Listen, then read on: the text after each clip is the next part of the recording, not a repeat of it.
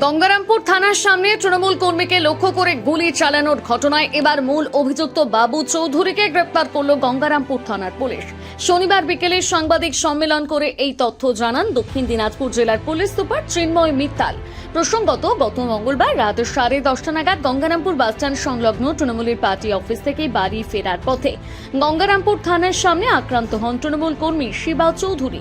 অভিযোগ, সেই সময় তৃণমূল কংগ্রেসের টাউন এসসি ওবিসি সেলের সভাপতি বাবু চৌধুরী ও তার অনুগামীরা তার পথ আটকায় এবং তাকে লক্ষ্য করে এলো পাথারি গুলি চালায়।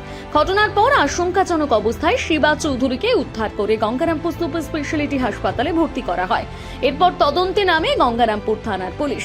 তদন্তের শুরুতে সিসিটিভি ফুটেজ খতিয়ে দেখে প্রথমে 2 অভিযুক্তকে গ্রেপ্তার করা হয়, পরে আরও 1 অভিযুক্তকে ধরা হয়। পুলিশ সূত্রে জানা গিয়েছে, শুক্রবার গভীর রাতে মূল অভিযুক্ত বাবু চৌধুরী ও তার সহযোগী পিন্টু সরকারকে গ্রেপ্তার করা হয়। তারা গঙ্গারামপুরে গা ঢাকা দিয়েছিল বলে পুলিশ জানিয়েছে।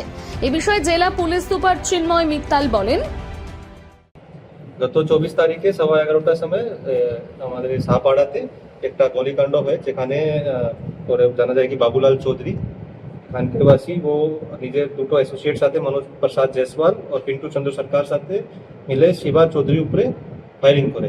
এখানে শিবা চৌধুরীর একটা গানশট ইঞ্জুরি হয়, তারপরে ও হাসপাতালে অ্যাডমিট হয়। ওখান থেকে ওর ইলাজ হয়, এখন ছুটি পেয়ে গেছে। তারপরে আমার সাথে সাথে ইনভেস্টিগেশন স্টার্ট করি।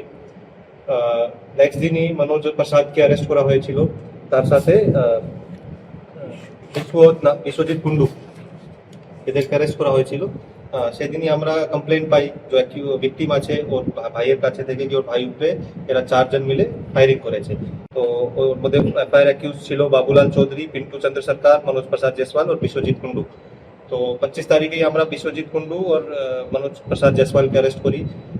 আরও আমাদের সিসিটিভি ফুটেজ চেক করা, তার সাথে সাথে ওদের মোবাইলে কলসগুলো ট্রেস করে আমরা ফার্দার কালকে ডেটে পিন্টু চন্দ্র সরকার और বাবুলাল চৌধুরীকে অ্যারেস্ট করেছি। ওর মধ্যে অমিত প্রসাদ আর সাহেব শাহ 6 জনকে এখন অব্দি কেসে অ্যারেস্ট করা হয়েছে। এদেরকে সবাইকে কোর্টে ফরওয়ার্ড করে আমরা পিসি নিয়েছি, পুলিশ কাস্টাডি নিয়েছি। এখন প্রায় 5 দিনের পুলিশ কাস্টাডিতে এরা থাকছে, আর আমাদের বাকি ফলো আপ ইনভেস্টিগেশন চলছে।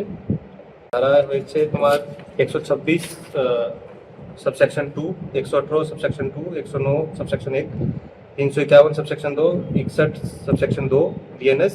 साथ ही आर्म्स एक्ट सेक्शन আছে 25(1)A, 25(1)B এন্ড 27। স্যার, আগ্নেয়াস্ত্রটি কি উদ্ধার হয়েছে? হ্যাঁ, একটা ফায়ার আর্মস যেটা দিয়ে গুলি চলে ওটা রিকভার করা হয়েছে। আগ্নেয়াস্ত্র উদ্ধার হয়েছে তোমার বিশ্বজিৎ কুন্ডু আর কুমার সাহেব শাহ, ওদের কাছে থেকে এটা রিকভার হয়েছে। ক্রাইম করার পরে বাবুলাল চৌধুরী এদেরকে অস্ত্র রাখার জন্য দিয়েছিল, তো এদের স্টেটমেন্টে আমরা রিকভার করেছি। এটা বিশ্বজিৎ কুন্ডুর বাড়ি থেকে রিকভার হয়েছে।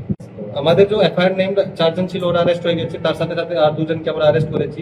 এর সাথে যদি কারো এদেরকে আশ্রয় দিয়ে থাকে या ক্রাইমের সময় या পরে হেল্প করেছে, ওদেরকে বিরুদ্ধে আমাদের ইনভেস্টিগেশন চলছে। যদি ওরা ইনভলভ থাকে ওদেরকে অ্যারেস্ট। গঙ্গারামপুর থেকে বিশেষ প্রতিবেদন, নিউজ টুডে।